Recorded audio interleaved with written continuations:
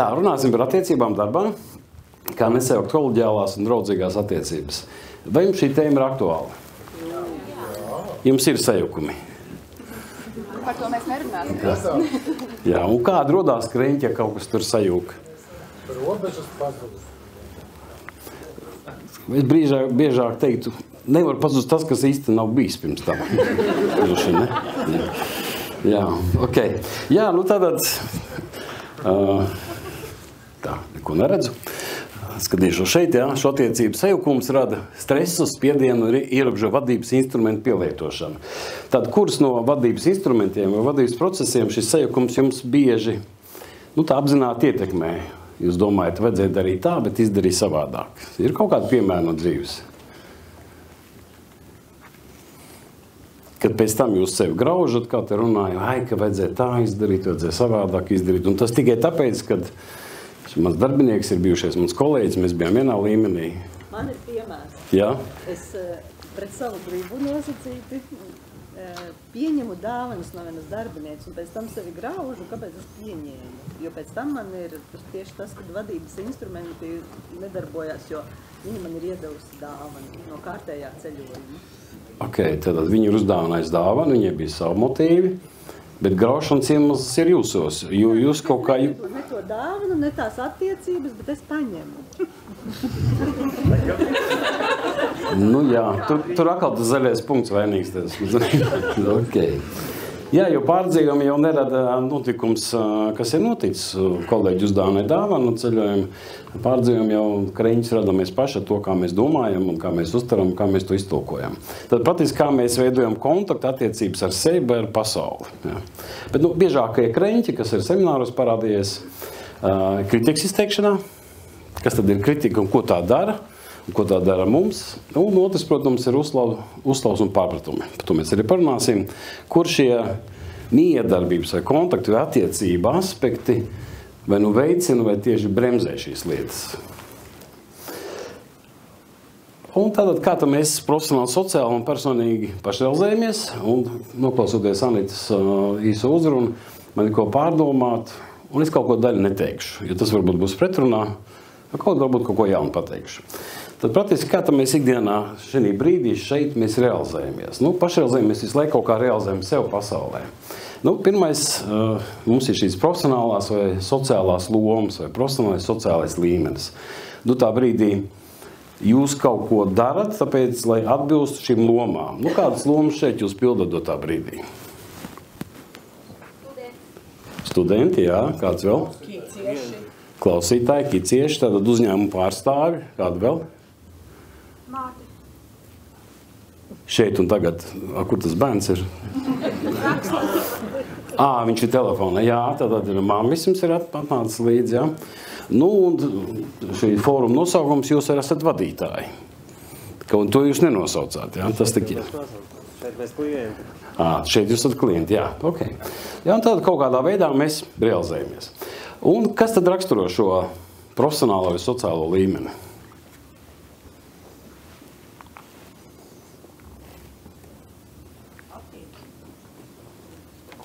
Nu, tas ir tas, ko mēs atnesam, mēs parādām. Ja? Bet to raksturo zināmā mērā, varētu teikt, mūsu zināšanas, sapratnes, izpratnes par noteiktajiem procesiem, lietām, ko es daru, kas man sanāk, kas varbūt nesanāk, ko vajadzētu pilnveidoties. Tā ir tā racionālā puse, tad attieksme pret sev kā noteikti mammas lomas pildīšana, vadītāja lomas, kā pret studentu.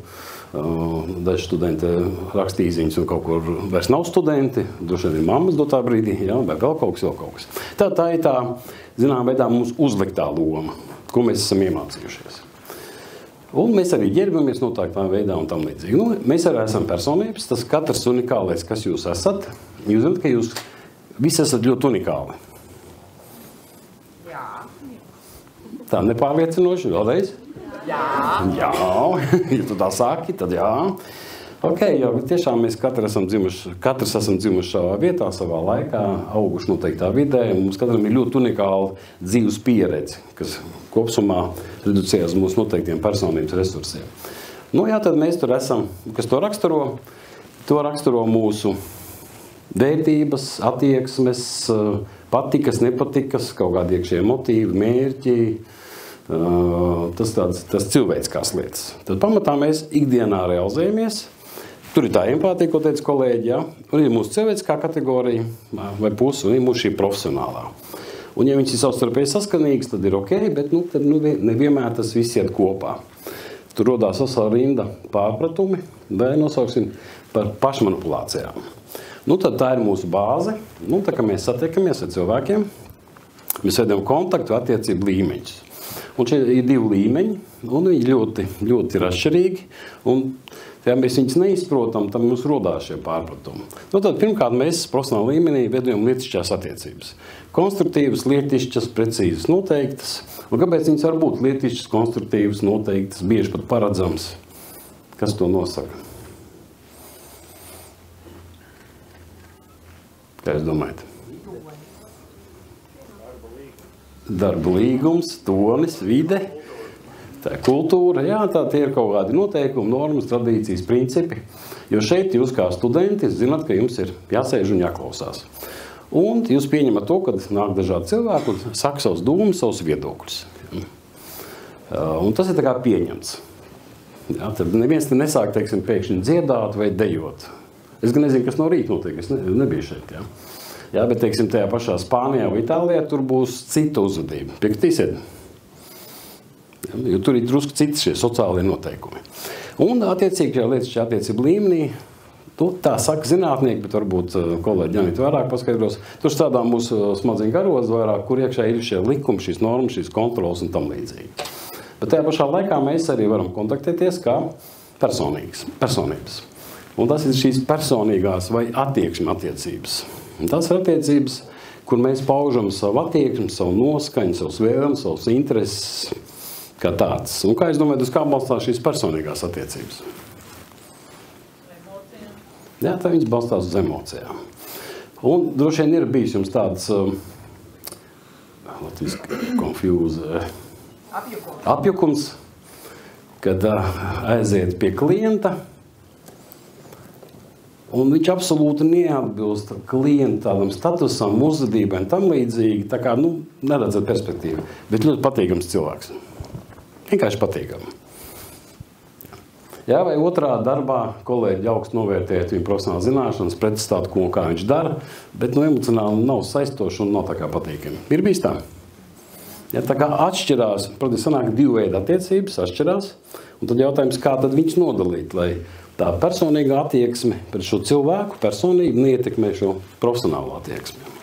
Un viena no būtiskām lietām tad sāk nodalīt, kurā līmenī tā brīdī mēs veidojam kontaktu, miedarbojamies vai veidojam attiecības.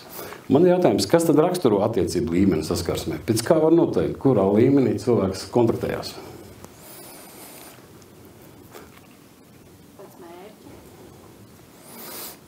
Bet viņš sākot runāt, jau nesaka, mans mērķis šodien ir ar tevi pārunāt. Kaut varbūt arī tā saka kādreiz.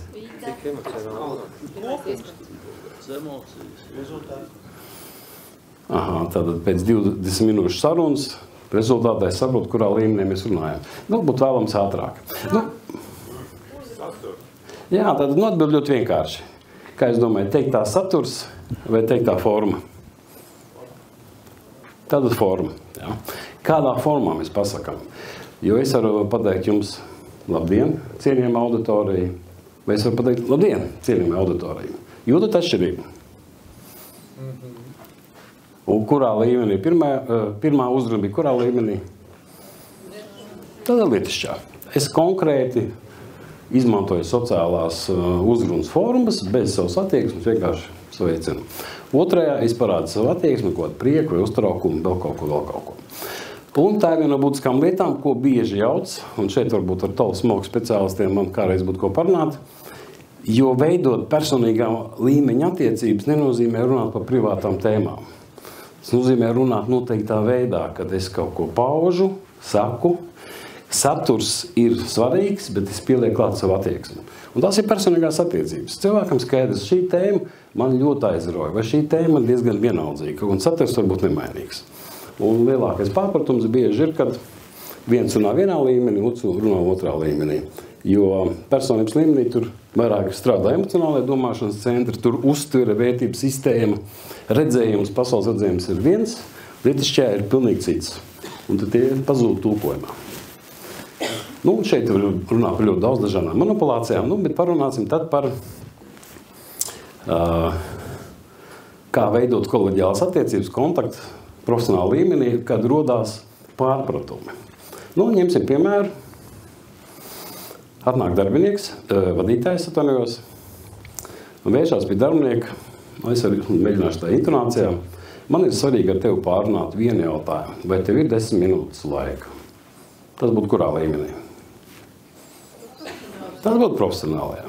Attiecīgi, ko mēs kā vadītāji, mums ir lietišķa doma, ko izrunāt, jāpieņem kaut kāds lēmums, ko mēs sagaidām no darbinieka, kāda reakcija? Ne, tāda reakcija lietišķā līmenī. Jā, man ir 10 minūtes laika, es zinu, dotā brīdī esmu aizņemts, vai mēs nevaram parunāt vēlāk, cik tas ir steidzami. Viņš tā kā norentētos noskaidrot. Bet nu, cilvēkiem ir kaut kāds, pirms tam ir kaut kas noticis, un viņš to uztver personīgā līmenī. Un kā viņš reaģēs? Mani atpalīgi. Nu jā, bieži tev tā. Ok, jā. Viņš var atbildēt, ka vai kaut kas ir noticis. Jo viņš tam tekstam, ņemot vērā iepriekš kaut kādu viņš brīžu noskaņojumu, kaut kāds kreņas, kaut kāds uztraukums, kaut kāda kļūdarba, vienalga, kas ir, viņš dzird caur personīgo līmeni un reaģē emocionāli līmenī. Tā šī brīdī praktiski kontakta nav. Tad, ko darīt šajā situācijā?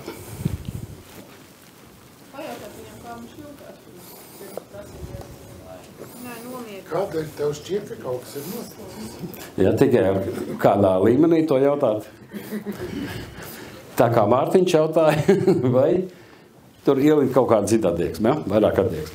Jā, nu šī gadījumā, un tas ir viens no attiecību veidošanas pamatprincipiem, ja mums nav kontakta, tas nozīmē nav atbilstoši attiecību līmeņi, tad vienmēr ir jāiet tur, kur atrodas otrs. Tā kā mēs esam tur, kur otrs atrodas, mēs nodaram kontaktu, un tad, ja mēs kaut ko mainām šo attiecību līmeni, tad cilvēks nāk līdzi, notiek šī psihokorekcija. Nu, un attiecīgi, protams, tad nolaižamies nosacīt lejā un pajautājam, kas tev liecina par to, ka kaut kas noticis, jā. Zinām veidā, ja cilvēks saka, vai kaut kas ir noticis, viņam ir uztraukums, un tad saprotot to viņa emocionālo fonu, viņam jādod ir atbilstoša emocija. Ja cilvēks uztraucies, kas jādod viņam atbilstoši pretīm? Kāda emocija, kāda attieksme? Līdzjūtības. Nu, empātija tas ir mehānisms, kas ļauj mums saprast emocijas. Nu, šī gadījumā kaut kādu mieru, drošību, iedrošināšanu. Ja?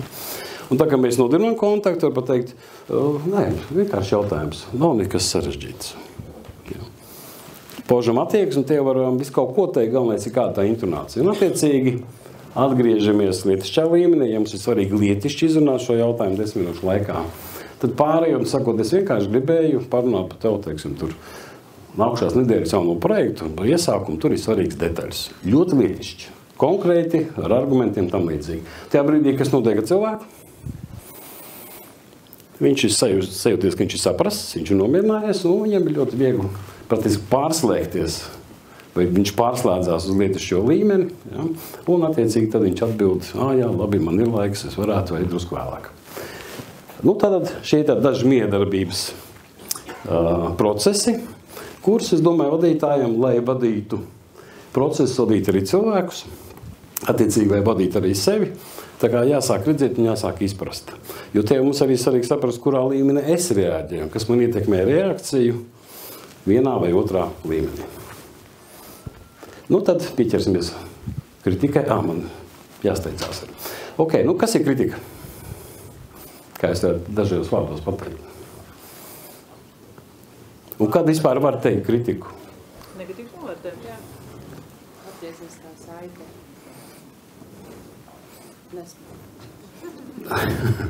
Ok, negatīvs novērtējums, organiskā saite, bet kad vispār var izteikt kritiku? Kam pirms tam ir jābūt?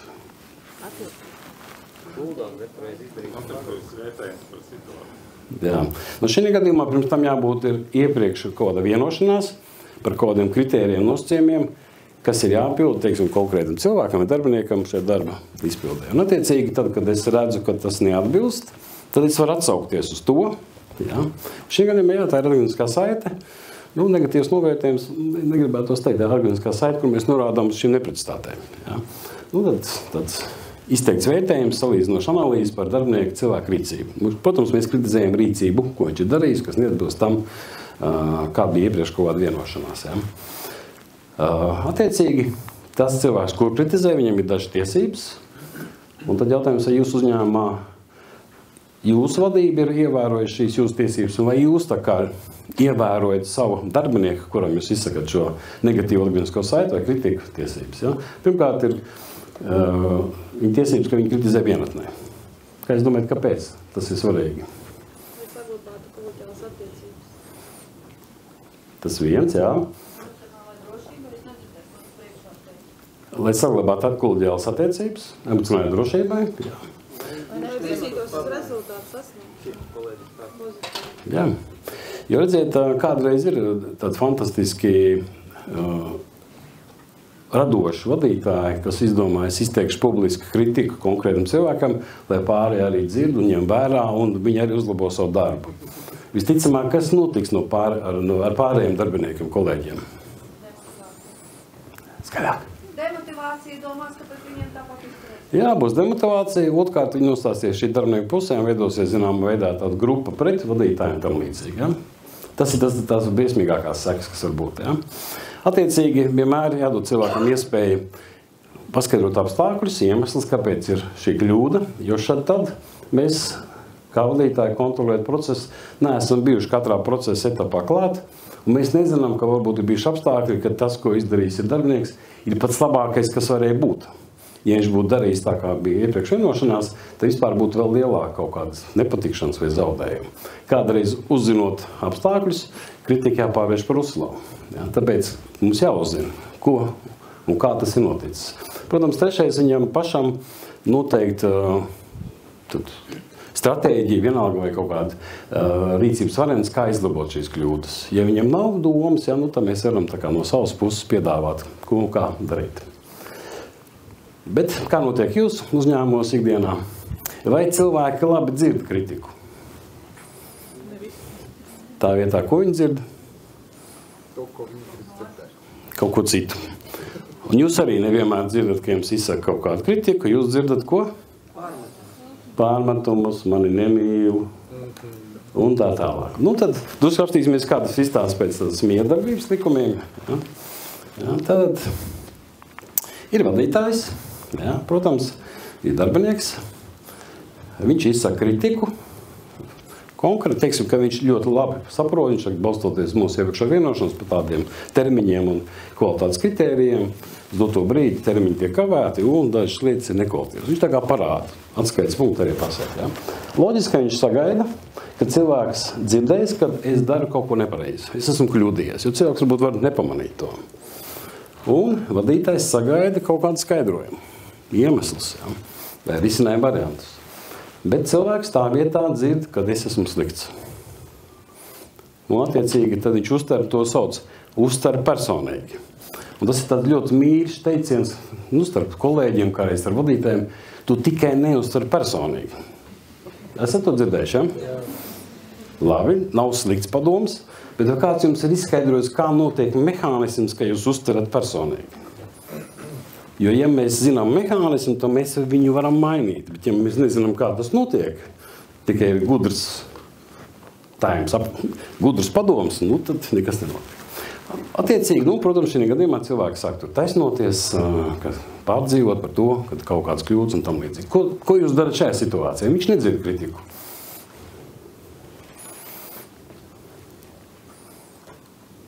Jautājumu, kāpēc viņš to izdarīja? Nevis. Tātad jāturpi viņu lietišķā līmenī, kāpēc to izdarīja, Bet viņš jau dzirdēs to kā? Lietišķi vai emocionāli? Davai, varbūt mēs pārunāsim un sapratīsim, kāpēc tu to esi izdarījis, un vai tam bija labākā, ja tā bija labākā izvēle vai nē. Man tāds jautājums. Jums ir bijis... Pareizes vārdus. Jā. Jūs esat bijis, ka dzīve ļoti uztraucies? Es? Jā. Un jums ir palīdzies, ka kolēģis pasaka, lūdzu, nomierinies. Jūs momentāli esat mierīgs. Sākuma jau nē. Jā, ok. Jā, tad, pareizie vārdi, šī gadījumā viens ir pareizā miedarbība, es papildināšu, jā, tad šī gadījumā skaidrs, ja kontakts nav, tad mēs nolaižamies atkal uz personības līmeni, un tā brīdī paužam šo attieksmi. Šeit mēs arī varam teikt, ka, klausies, nav runa par tevi, man attiecībā par tevi, paužam to patiesu attieksmi, kas ir, es tevi respektēju, cienu, tu man ir svarīgs, bet, un tas tā kā pārslēgšanās, runa ir par tavu rīcību. Mēs tagad cilvēkam nodalām. Jo pamatā šī pašuztveres manipulācija, tāpēc, ka cilvēks nenodala, kur ir viņa personības identitāte, kas es esmu kā cilvēks, kur ir mana profesionāla identitāte. Ja personības identitāte nevar tik ātri mainīt kaut kas dzīvē, tu neapmierina, tad profesionālo var mainīt. Aiziet uz kaut kādiem kursiem, kaut ko parunāt ar konsultantu, var paņemt jaunu zināšanas, kaut kādu praksi un var pamainīt. Attiecīgi, tā kā ir saņemts kaut kāds kontakts, sapratne, tas palīdz cilvēkam pārslēgties un jau runāt lietišķi. Un jautājums, tie iemesli pašmanipulācijai, to, ko es jau minēju, tad praktiski cilvēks nenodala šo profesionālo un personīgo, nav nodalīts. Tās ir divas dažādas mūsu sadaļas. Ir mūsu cilvēciskā komponenta un ir lomas, ko mēs pildām. Lomas mainās, nāk un iet. Ir lomas, kas atnāk kaut kādā dzīves periodā līdz mūža galam. Ir lomas, kas kaut kādā brīdī var vienkārši pazust un mēs ieņemam citas lomas. Tā, drusku par uzslavu. Sāku steigties. Es varu drusku pārvilkt, ja? Es varu pārvilkt jautājums jums? Jūs teicāt jā? Yes, es nebūšu vainīgi. Tad līdz 7. Ko tu labi cilvēku dēļ neizdarīs, ja? Ok. Man jau patīk daudz stāstīt to, ko es zinu. Ok, labi, tātad kas ir uzslava? Tas atzinīgs, īs un ticam pateikts vērtējums par darbinieku cilvēku rīcību. Ja, tad mēs arī paužam savu personīgu attieksmi, man tas saista, man tas patīk, es to ļoti augstu novērtēju. Bet atkal runa ir par darbību. Kurā līmenī vajadzētu izteikt uzslavu, kā jūs domājat? Skaļāk? Visiem dzirdot. Uzslavu arī labāk ieteiktu tomēr vienatnē. Ja redziet, ja mēs publiski izsakam uzslavu, tad viņi ir jāpastiprina ar kaut kādu pietiekošu citu materiālu vērtību. Tad pāriet un ņem vērā. Naudu? Tā saka, amerikāņi saka, 1/3 no algas jābūt vērtībā. Jā. Tad tas kļūst nozīmīgs. Jā. Bet ja jums nav tāds prēmiju fonds, tad labāk individuāli. Bet jautājums, kurā līmenī slavēt? Profesionālā vai personības? Kurā izteikt tā, teiksim tā, jā?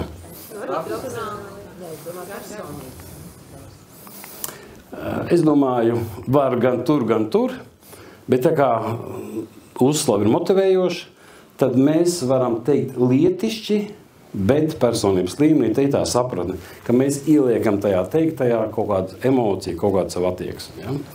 Lietišķā līmenī tad viņi būs diezgan sausa, un tu grūti pateikt, es ļoti augstu respektēju un cienu tavu uzcītību, kā tu veic darbu. Uzreiz tā ticās, vai ne? Ja? Es ļoti augstu cienu un respektēju tavu uzcītību un attieksmi pret darbu. Un ir pilnīgi cits sajūta. Jūtat? Skudriņš uzreiz skrien, uzreiz gribās iet vēl kaut ko vairāk padarīt. Ja? Uzreiz esam motivēti. Ja? Okay. Tā, bet tātad, kā cilvēki parasti uztver uzslavu, kā šķirt uzslavu no komplimenta?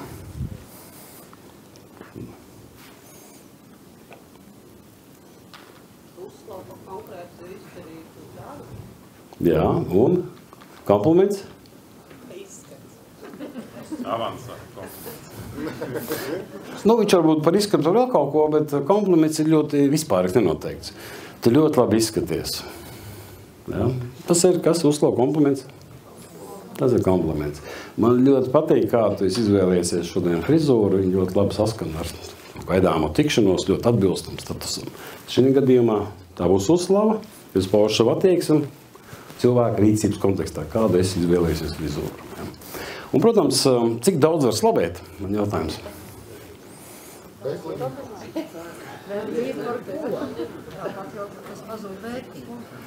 Jā, uzslava jābūt konkrētai. Ja? Tad, ja nav konkrēta, tā vairs nav uzslava. Ja? Tad pamatā kādreiz esmu dzirdējis, tas varbūt sarkanās savienības laikā bija tāds audzināšanā ideja, ka nedrīkst pārāk daudz slavēt bērnu. Jo paliks tur, laikam, iedomīgs. Ja? Un tad vienmēr man bija jautājums, kur ir tā norma, kur ir pa maz, kur ir pietiekoši un kur ir pa daudz. Un tad parasti šie audzināšanas speciālisti nezina šos kritērijus. Ja? Tad tiešām mēs varam slavēt tik, cik ir nopelnu rīcību, virs gaidītā. Jo šim gadījumā darbinieks nav, nezinu, vai viņš jāslēp to, ka viņš ir ieradies laikā uz darbu. Ja, kaut gan daži prasīs, taču ierados laikā. Man vajadzīgs novērtējums. Tas, kurš kavē, to arī var pasakāt. Nu arī. Tu tomēr ieradies darbā. Tas ir brīnišķīgi. Tā arī, tā ir ļoti uzslava, jā. Okay. Un, protams, uzslava motivē cilvēku, jo tur mēs ieliekam arī šo attieksmi, bet viņu kā cilvēku, rīcību kā cilvēku, ja. Bet kā uzslavēt, ja nav par ko slavēt darba izpildus kontekstā? Bet cilvēks ir tāds drusku tāds pabeidīgāks tāds. Sen nav bijušas kļūdas. Tad, tu li pa vienam? Sen nav bijušas kļūdas, malacītis. Tas ir tas acis malā, jā, malacītis. Un, ko izdarīt? Nē, es saku aizsildīt mācīties un pēc tam uzslavēt. Tad tā doma, ka apmācības viņu motivēs, ka tas būs novērtējums. Ja? Arī tā var darīt. Bet šad tad, ja mums vajag cilvēkam pacelt to kaut kādu fonu noskaņojumu, tad ir vienmēr 3 lietas, kas mums ir saistoši, jo redzēt, ka uzstāvē jābūt ir patiesai. Ja tikko mums ir falši, mēs paužam attieksmi, kas nav patiesa, tad viss ir garām. Jo miedarbībā, redzēt, mēs jau dotā brīdī kontaktējamies apzinātā līmenī un zemapziņa. Zemapziņa visu nolas, visas falšās lietas un viss. Ja? Un mēs vienmēr varam atrast kaut ko tiešām atzinības vērtu, kur mums ir kaut kāda arī attieksme, pozitīva attieksme. Tad tas ir izskats, īpašums un attieksmes pēc kaut ko. Un, protams, tas vienmēr ir jāpasniedz cilvēku rīcības nopelnu kontekstā. Kā piemērs varētu paņemt, ja? Man ļoti saista un patīk tavas baltās botas, viņas ļoti labi sajiet kopā ar tavu melno kostīmu. Šim nemā par izskatu. Ja? Par īpašumu, kas cilvēkam pieder. Ja? Es domāju, tev ir, neesmu redzējis, tev ir superīgākais telefons, man ļoti patīk tās telefons, kā tu lieto. Tad ir manta. Un attieksmes, es varētu pateikt, kā tad nopietnīgi pretstāt un teiksim, tu filmē cilvēkus un veido intervijas. Tad par kaut kādu attieksmi pret darbu. Ja? Tas ir tik priecīgi tā. Trešo reizi noticēju. Okay. Labi. Un tu uztaisam mazu vingrinājumu. Atrodiet pāri, kas jums blakām sēž. Tā. Kaut kur nekautrēties. Un tad sadalīties, kurš partneris A, partneris B, partneris A. Izsakiet vienu šeit un tagad uzslavu savam kolēģim, kas sēž blakām. Kolēģis uzklausa, piefiksēja, kā jūs jūtaties, un pēc tam uz otru pusi jūs pasakat vienu uzslavu, un špikers jums ir priekšā. Lūdzu, mēģinām.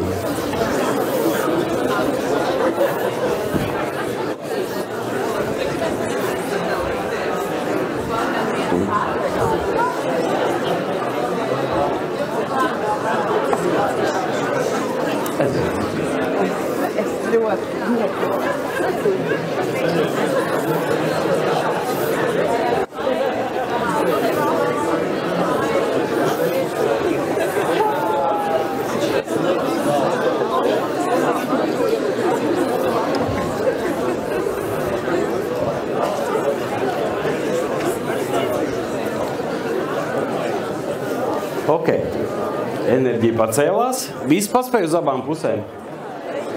Ja? Okay. Un varbūt tad uzliec reklāmu, lai viss pamostās.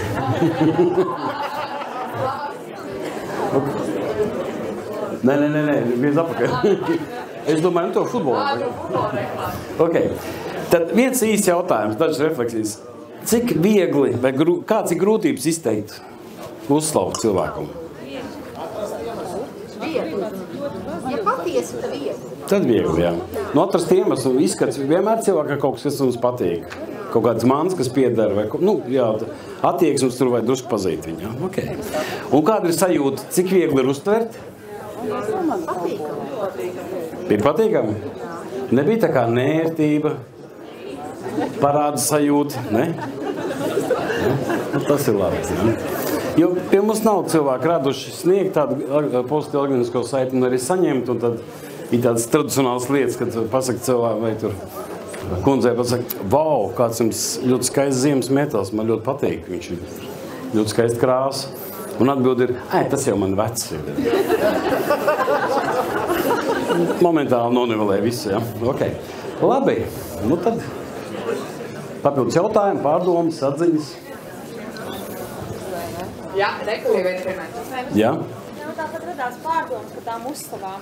Ir tā, ka, ja tiek kāds uzdevums komandā, vai, piemēram, ir kāds projekts, kas ir īslaicīgs ar zināmiem uzdevumiem, un tur tie darītāji ir maz, vai, piemēram, viens kolēģis skaitā, tad, manuprāt, tā uzslava publiski, tā ir mēneša sanāksme, un pie tam, ka tādas uzslavas regulāri tiek kādam no kolēģiem, kas tiešām ir par tādu zināmu darbu, paveicamu, izdarīts, un pēc tam ir valdes uzslava. Tad kāpēc jūs sakat, ka tomēr privāti? Nu, šī gadījumā, ja tas ir kā tradīcija, tad ir sapulcs un atskaites, un šī gadījumā novērtējums, tad tas ir ok. Doma ir tā, ka mēs speciāli kādu pēkšņi sākam uzslavējumu, lai citiem kā piemērs. Ja tā ir tradīcija, ok, tā ir labi tāda pozitīva komunikācija, miedarbība. Okay. Bet atkal tur jābūt ļoti precīzi. Jā. Tu ļoti labi izdarīji darbu, tas ir ne par neko. Ja? Un redziet, protams, mēs uzslavu izsakām, kas ir virs tā, kas ir prasīts. Ātrāk, labāk, kvalitīvāk. Jā, vēl kādi jautājumi? Kā tomēr neuztvert uzreiz personīgi? Pēc tam, ka es apdomājos, es neuztveru, bet tā pirmā reakcija, es tomēr vienmēr uztveru personīgi. Kritiku? Jā, kā no to bišķiņu tā amortizēt? Nu, te ir divas lietas. Pirmkārt, drusku pastrādāt to savu personīgu identitāti un to nodalīšanu, kur es esmu kā cilvēks un kur ir šī gadījumā es pārstāvu kādu profesionālo lomu. Tas tā kā tik skaidrībā, ja? Nu, es sastāšu telefonu pēc tam. Otrs, ātrais ir, praktiski redzēt, kā rodās emocijas. Ir notikums. Ja mēs uztveram racionāli, tad nebūs emocijas. Ja mēs pieliekam tulkojumu, nu tad negatīvo šī gadījumā, ja, tad rodās emocija. Mēs reaģējam uz savu tulkojumu. Un tad, kad tikko parādās tas nepatīkamais, varam uzdot sev jautājumu, kā es sapratu, kas ar man notiek, kā es sapratu to, ko man teica, un kas tajā, ko es atradu tādu, ir negatīvs. Jo runa jau nav par mani kā cilvēku, runa ir par manu darbību. Jo no vienas puses, ja mums izsaka kritiku, īpaši speciālists, ko mēs respektējam, mums vajadzētu priecāties. Jo viņš no malas redz, kas notiek. Jo vispār kritikas izteikšana attieksmē ir kas bāziski. Tas nozīmē, ka vadītājiem darbinieks interesē. Jo viņš neinteresē, tad viņš neņemt vērā. Ja? Bet mums jau bieži nāk līdz tā vēsture kritika, tātad grib atrast vainīgo, grib pazemot un tam līdzīgi. Atcerieties vienu būtisku lietu. Kādreiz muļķības pasaku un saka, tā bija nekonstruktīva kritika. Nevar būt nekonstruktīvas kritikas. Ja nekonstruktīva, tas ir uzbrauciens, aizvainošana, pazemošana vispārējais. Nu, ja mēs to labi zinām, tad mēs varam sākt to dalīt. Un tad rodās interesi. Kā tu pateici? Tik riebīgi. Bet tas jau nav par mani. Tas ir par tevi, ja? Jā, nu jūs jutāt, ja? Kā agrs ieiet prātā? Tas ir tas zaļais punkts. Tas ir tas zaļais punkts. Tur bija vēl viens jautājums. Vai? Jā, vienu īsu. Jā. Vai negatīva uzslava? Negatīva uzslava. Nē, es ir vairāk domāt, kā humoru sudodu, ka kriminālās apritās, jā? Viņš ir apzatis kādu. Viņš ir uzslavē, bet tā jau skaitās kā negatīva uzslava, vai arī konkurentiem izdarīt. Tā, par kādām aprindām mēs tagad runājam? Es ļoti atvainojos. Es te stāstu par Kids burbuli Latvijas vadošajā uzņēmumā. Negatīva uzslava. Nē, tā ir negatīva tam, kuru apzaga. Bet tas, kurš apzaga un viņa subkultūrā, tā ir pozitīva uzslava. Bet tu tik forši, tik ātri, tu viņu aptīrīji. Ja? Dievs tagad varēja kriminālās ekscelences fonds reklāma aiziet. Tas ir cits subkultūras vērtības. Tur tas, kas mums ir negatīvs, viņiem ir nevienmēr, viņiem bieži ir pretējs. Viss atsakot, Agri, tagad tev jānoklikšķi nākamais slaids. Noklikšķi, tāpēc, ka viss tagad grib tevi, tagad tev vajag ātri noklikšķi. Var sakot, ir tā, ka Agri var dažādos formātos izmantot dzīvē. Var jautāt vienkārši, kad es nezinu, ko es gribu, bet galvenais, ka ar Agri. Tā ar visiem treneriem var darīt. Tas ir mans darbs tā, jūs virzīt. Bet jebkurā gadījumā tās tavas tēmas ir jebkuru aspektu skatīšana caur psiholoģisko prizmu. Un jūs redzējāt tās 2 gravas olas, tās ir slavenās viņa olas, par kurām daudz absolventi ir redzējuši un dzirdējuši, un viņas palīdz dzīvot vieglāk. Tie, kas grib mazliet fundamentālākas pārmaiņas, tad es vienmēr rekomendēju paņemt 10 supervīziju sesijas, tas pilnībā apmaina tas, kas jums prātā darās. Vai tad nākt uz programmām, kurās Agris ir viens no treneru sastāva, biznesa klase, ir daudziem vadītājiem mainījuši dzīvi, kā man te daži saka, es kļuvu labāks vadītājs, vīrs un tēvs, un tas jau ir mazliet tāds VIP variants, ja? Un šis kurs par darījumu sarunām, es vienkārši viņu pieminu, jo daudz izlasa darījumu sarunas, un domāju, tas jau pārdevējiem, tas tikai klasiskās tādas pārdošanas lietas. Nē, Agris tur tieši tāpat rāda tos prāta blokus un kas notiek klientu un pārdevēja galvā, kāpēc kaut kas nesanāk. Jā, es gribēju pateikt, tur vairāk būs uzsvars uz iebildumiem un argumentiem, kopējais darījums sarunu process, drusku miedarbība. Bet vairāk tieši uz to daļu, kas nav draugos ar iebildumiem un nemāk argumentēt, tad tiem ir vērtīgi. Jā. Super, paldies, Agri. Jā, labi, paldies jums. Es redzēju, ka tu birojā mums noskatījies savas kolēģis Lēlas grāmatu, tā kā tagad tu varēsi lasīt un pēc tam ar viņu debatēt, kā jūs domājat. Jā, labi, paldies jums. Paldies, Agris grāmatu.